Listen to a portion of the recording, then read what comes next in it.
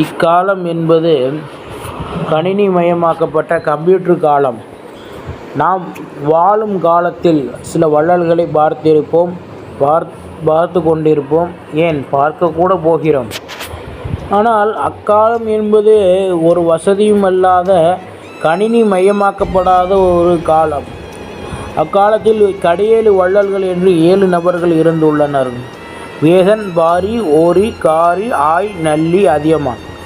முல்லைக்கு தேர் கொடுத்தான் பாரி என்றும், மயிலுக்கு போர்வை தந்தான் வேகன் என்றும், ஔவைக்கு நெல்லிக்கற்கு ஈந்தான் அதியமான் என்றும் நாம் புராணங்களிலும் இதிகாசங்களிலும் பாட புஸ்தகங்களிலும் படைத்திருப்போம். அவர்களை நாம் நேரில் கண்டதுண்டா? இல்லை. ஆனால் இன்றைய காலம் என்பது கணினி மயமாக்கப்பட்ட ஒரு டிஜிட்டல் யுக காலம். இந்த காலத்தில் நாம் வாழும் வள்ளல்களை பார்த்திருக்கிறோம். இவர்கள் நமக்கு செய்த உதவியை மறந்து விடுவார்கள், அல்லது நாம் அவர்களுக்கு பட்ட நன்றி கடனை பெறுவதற்கு மறுத்து விடுவார்கள். இவர்கள்தான், அதாவது தான் பட்ட கஷ்டத்தை பிறர் படக்கூடாது என்று நினைப்பவர்களே வாழும் வள்ளல்கள். அப்படிப்பட்ட ஒரு வள்ளல் கதை பற்றி தான் இங்கு பார்க்க போகிறோம். செவக்காடு என்று ஒரு குக்கிராமம் இருந்தது. அந்த கிராமம் வரப்பட்டிக்காடு தான். அங்கு முழுவதுமாக படிப்பறிவு இல்லாத மக்கள் தான் வாழ்ந்து வந்தனர். பிரதான தொழிலாக விவசாயமும் கால்நடை வளர்ப்புமே அங்கு சார்ந்திருந்தது. அங்கு புருஷோத்தமன் என்ற பண்ணையக்காரர் வாழ்ந்து வந்தார். அவர்தான் ஊருக்கு நாட்டாமை. அவரை நாட்டாமைக்காரர் என்றும் கூறுவார்கள். அந்த புருஷோத்தமன் ஒரு 1000 வேலையாட்களை வைத்து பண்ணையம் செய்து வாழ்ந்து வந்தார். அந்த புருஷோத்தமனின் வேலையாட்களில் முத்தையாவும் ஒருவர். அவரது மகன்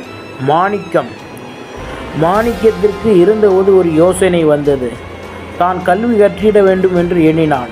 தன்னுடைய விருப்பத்தை தன் தந்தை முத்தையாவிடம் சொல்ல, முத்தையாவோ, நமது கிராமமே படிப்பறிவு இல்லாத கிராமம், உனக்கு ஏண்டா இந்த விபரீத ஆசை என்று கூறி, ஒழுங்காய் வந்து கழனிக்கு பாடுவோடு அதை கஞ்சி ஊற்றும் என்றார். இந்த செய்தி எப்படியோ பண்ணையக்காரர் புருஷோத்தமனுக்கு தெரிய முத்தையாவையும் மாணிக்கத்தையும் அழைத்து பேசினார்.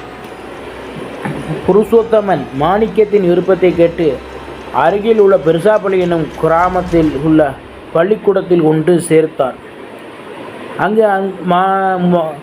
மாணிக்கம் நன்றாக கஷ்டப்பட்டு நன்றாக படித்தான். ஏனென்றால் அவனது கிராமத்தில் யாரும் படிப்பறிவு இல்லாத மக்கள். இந்த கிராமத்தில் முதன்முறையாக படிக்க சென்றது மாணிக்கம் மட்டுமே. இரவு பகல் பாராது அயராது உழைத்து படித்தான். ஆண்டு இறுதி தேர்வும் வந்தது. 10ஆம் வகுப்பு பொதுத் தேர்வும் நடந்தது. பள்ளியில் முதல் இடத்தை பெற்றான். பிறகு பண்ணையக்காரர் புருஷோத்தமனிடம் வந்து கூறினான், ஐயா, நான் பள்ளியில் முதல் மாணவனாக வந்து விட்டேன் என்று. வேறு ஏது ஆசை உண்டா என்று புருஷோத்தமன் கேட்க, ஐயா, நான் மேற்படி படிக்கலாம் என நினைக்கிறேன் என்றவுடன் அருகில் உள்ள தென்காசி பட்டணத்தில் உள்ள ஒரு அரசு பள்ளியில் 11ஆம் வகுப்பு மற்றும் 12ஆம் வகுப்பு சேர்த்தார். அங்கும் மாணிக்கம் நன்றாக படித்து மாவட்ட அளவில் முதல் மதிப்பெண் எடுத்தான். அந்த மாவட்ட அளவில் முதல் மதிப்பெண் எடுத்த காரணத்தினால் அங்குள்ள பெரிய நபர்கள் அந்த மாணவனை தனது கல்லூரியில் ஃபீஸ் குறைவாக உள்ள சீட்டு தருவதாக கூறி சேர்த்தார்கள். அங்கும் அவன் சேர்ந்து படித்து இறுதியில் அவன் ஒரு இன்ஜினியராக வென்றான். 25 வருடங்கள் கழித்து அவன் அந்த கிராமத்திற்கு வந்தான். அப்பொழுது புருஷோத்தமன் அவர்களுக்கு உடல்நிலை சரியில்லை. படித்த சான்றிதழை புருஷோத்தமன் அவர்களிடம் காட்டி, ஐயா, நீங்கள் செய்த உதவியை நான் ஒரு காலமும் மறக்க முடியாது என்று சொல்லி ஒரு அன்பளிப்பாக ஒரு பரிசு தொகையை கொடுத்தான். அதை புருஷோத்தமன் வாங்க மறுத்து, நான் கல்வியை விற்கவில்லை, நான் உன்னுடைய விருப்பத்தை நிறைவேற்றினேன்.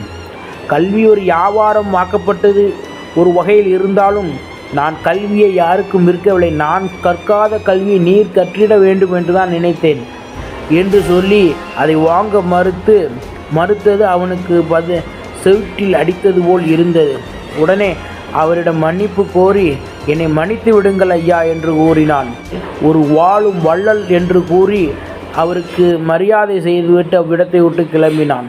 ஒருவர் தாம் செய்த நன்றியை அப்போதே மறந்து விடுவது போல பண்ணையக்காரர் புருஷோத்தமன் செய்த நன்றி அவரும் ஒரு வாழும் வள்ளல் என்று இக்கதையின் மூலம் நாம் உணர்கிறோம்.